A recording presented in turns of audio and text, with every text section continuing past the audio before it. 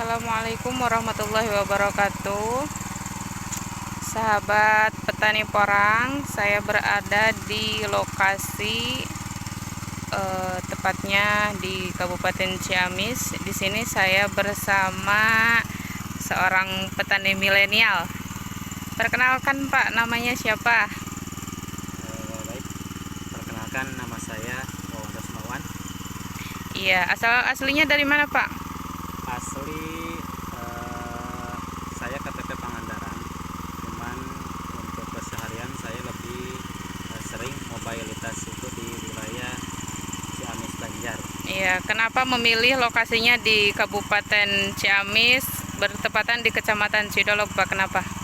Eh, Sebetulnya awal mulanya kami memilih lokasi ini karena memang sejak 2018 kami punya niat untuk bercocok tanam, sehingga kita mencari lokasi yang memang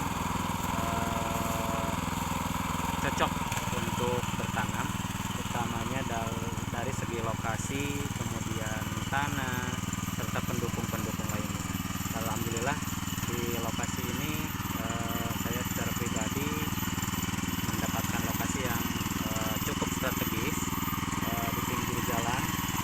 Jadi itu ada jalan utama, sehingga ketika kita bercocok tanam dan nanti ada hasil yang diambil dari lahan ini bisa langsung, mobilisasinya bisa langsung, tidak sulit lagi. Iya. Itu yang pertama. Kemudian yang kedua berkaitan dengan akses ke kota tidak terlalu lama, baik itu ke kota Banjar ataupun ke kota Ciamis, bahkan ke kota Tasik pun dari sini tidak memakan waktu terlalu lama. Iya. Dan kenapa Bapak memilih tanam porang? Kenapa tidak yang lain, Pak? Untuk tanaman porang sendiri sebetulnya awalnya kami mencoba saja, coba-coba dan spekulasi, tapi dengan coba-coba tersebut sambil berjalan kami menanyakan, saya pribadi menanyakan, kemudian survei, lihat-lihat, dan lihat-lihat di YouTube juga. Tapi dengan melihat-lihat itu terinspirasi, kemudian kami bersemangat untuk menanam porang, sehingga kami memutuskan untuk bercocok tanam porang, walaupun pada waktu itu sebetulnya saya secara pribadi masih minim, dari pengetahuannya minim, kemudian pengalaman apalagi, tapi kita diniatkan nawaitu bismillah, sehingga apa yang telah saya lakukan menanam porang tadinya tidak langsung luas seperti ini, tapi hanya buka 1 hektar. Kemudian ada di lokasi di orang tua saya juga buka kurang lebih 1/4 hektar lah, atau kurang lebih 1/2 hektar. Tapi alhamdulillah dalam musim tersebut, tepatnya musim lalu, itu hasilnya signifikan, dan akhirnya saya memberanikan diri untuk memperluas lahan yang tadinya cuman, kalau di total 1,5 hektar, rencananya kita pada tahun ini mudah-mudahan atas izin Allah, mudah-mudahan saya bisa membuka 4 hektar, dan itu memang sedang kita lakukan pembukaan lahan. Minimal di musim ini saya harus bisa menanam total keseluruhan dengan yang sudah ada tanam 4 hektar. Iya. Doanya dari semua. Insya Allah ya Pak, didoakan selalu. Dan apakah Bapak latar belakangnya seorang petani? Baik, sebetulnya kalau saya pribadi bukan petani. Gimana ya? Jadi sebetulnya malu lah kalau untuk membicarakan terkait masalah latar belakang. Tapi yang jelas bahwa memang orang tua saya petani asli.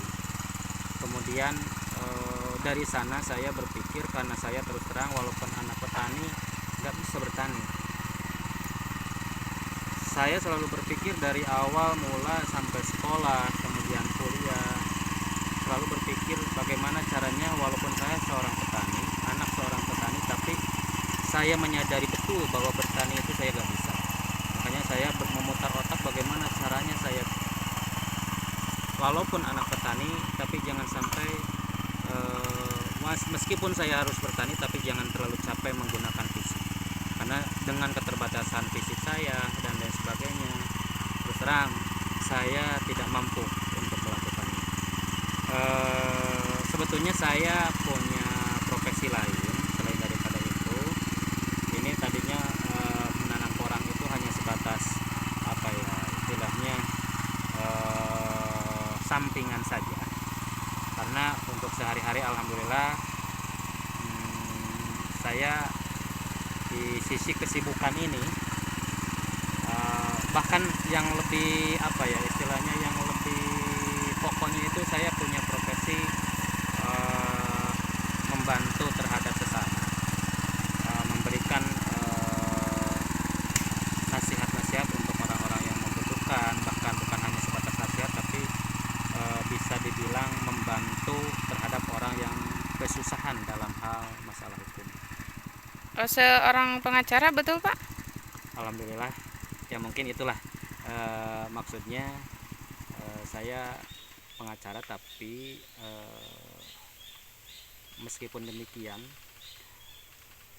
apalah arti sebuah profesi. Buat saya profesi itu tidak terlalu penting, cuman bagaimana caranya dalam otak saya itu dengan keadaan dan kehadiran saya itu bisa bermanfaat buat orang lain. Meskipun profesi apapun, baik itu pengacara, baik itu dokter, baik itu profesi-profesi yang lainnya, tidak akan merasa hebat kalau belum bisa memberikan manfaat untuk orang lain.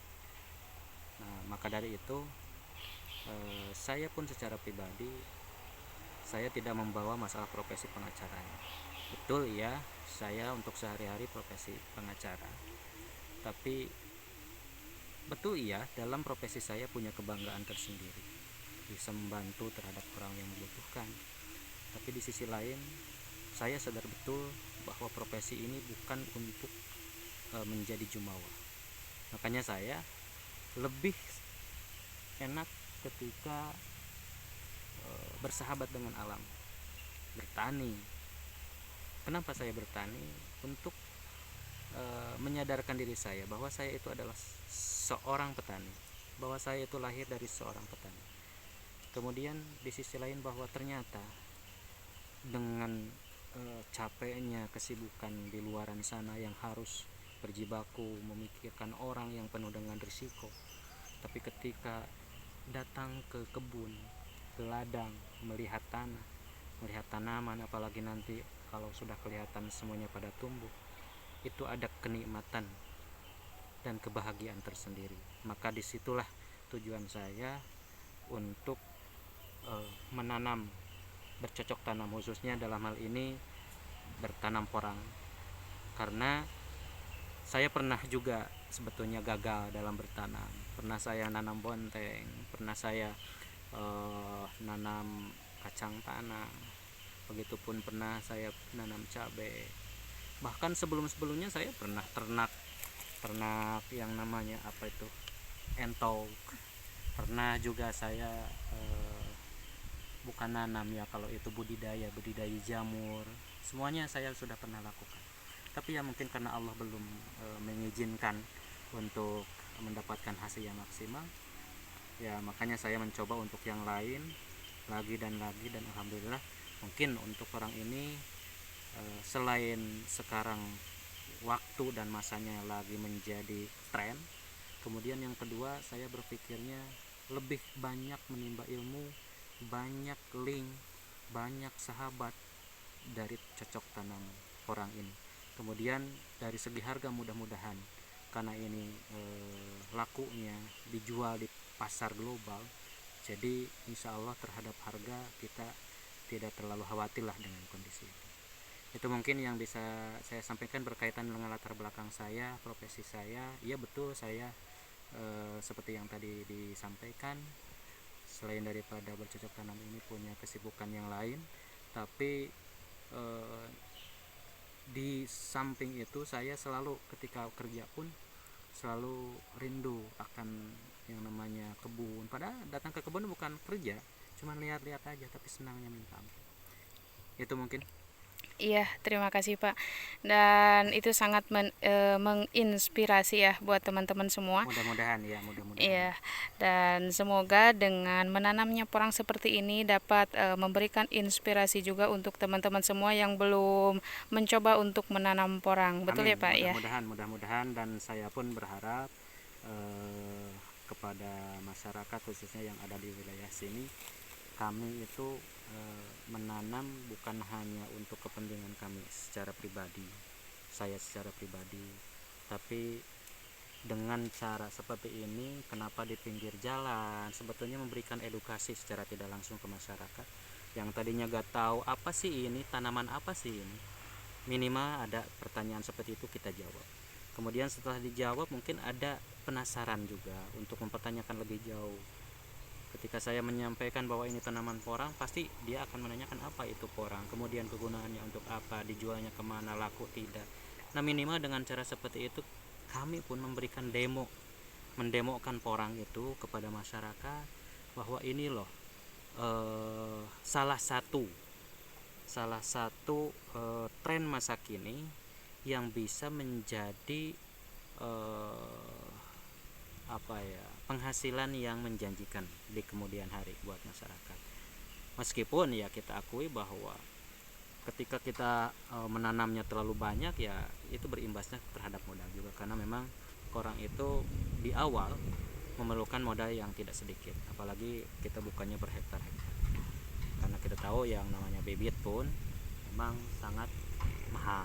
Tapi gak apa-apa, itu sebuah sebuah risiko dan sebetulnya sebuah konsekuensi yang harus kita ambil. Ketika kita ingin mendapatkan hasil yang baik, ya modal pun kalau dirasa itu agak berat ya gak jadi masalah. Yang penting nantinya bisa mendapatkan hasil yang optimal juga.